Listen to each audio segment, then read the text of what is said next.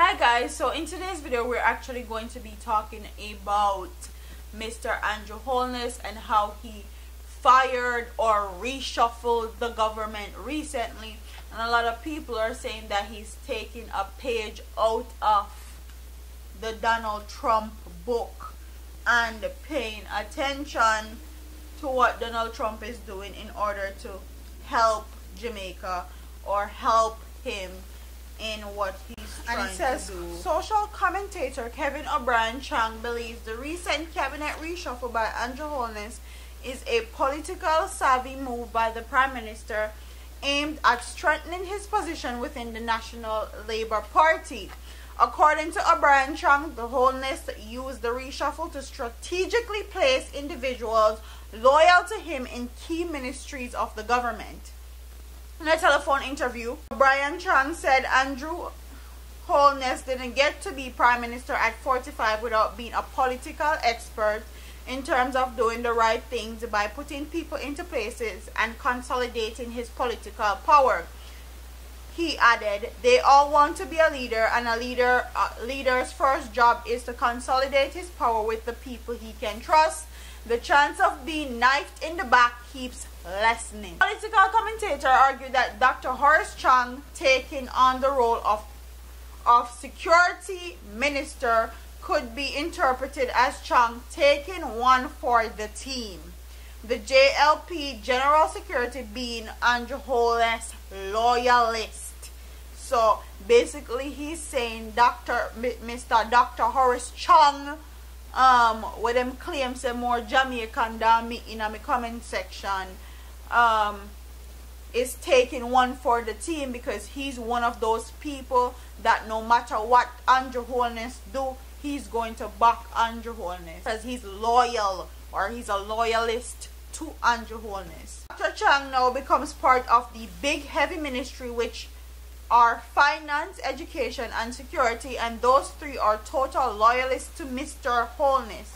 Only Dr. Christopher Tufton is there with a big ministry who is not a loyalist. So the levers of power are being controlled by the people who Andrew Holness know will not stab him in the back.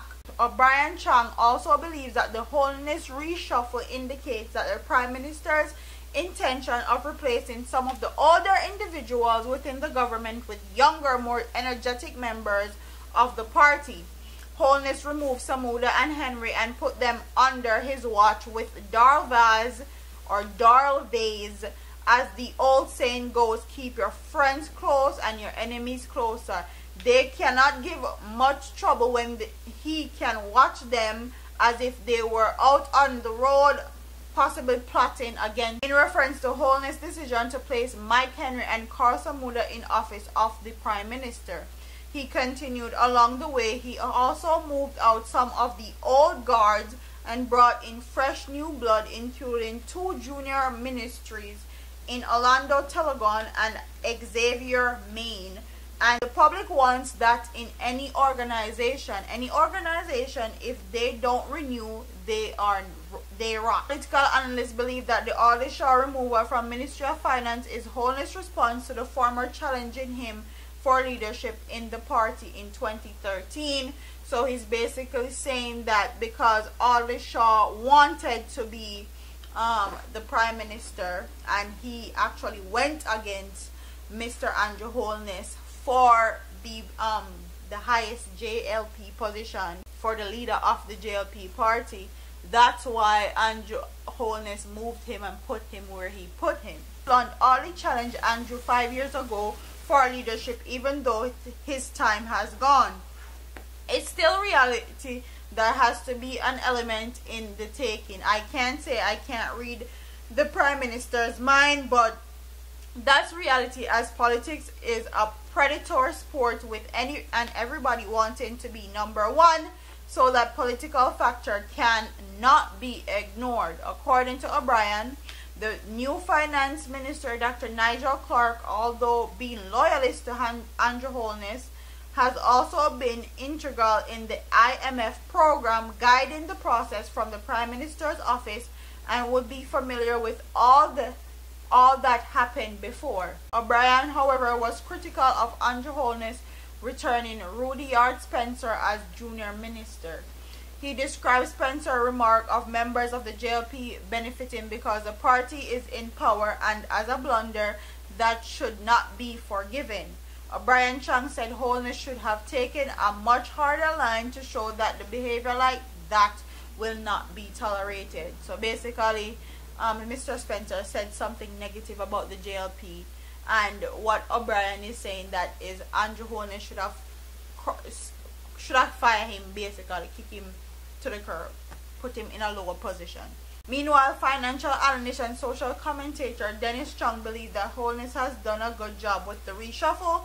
Chung said, "I think the PM must know best about his team and nothing in it that would cause any discomfort. It's always good for persons to get different experiences." According to Chung, Shaw did well at the Ministry of Finance and he's expecting him to continue with the same energy at industry. He said Shaw bringing the experience of finance to the industry will serve the country well. What I want my audience to do is tell me if you think that this is a great move.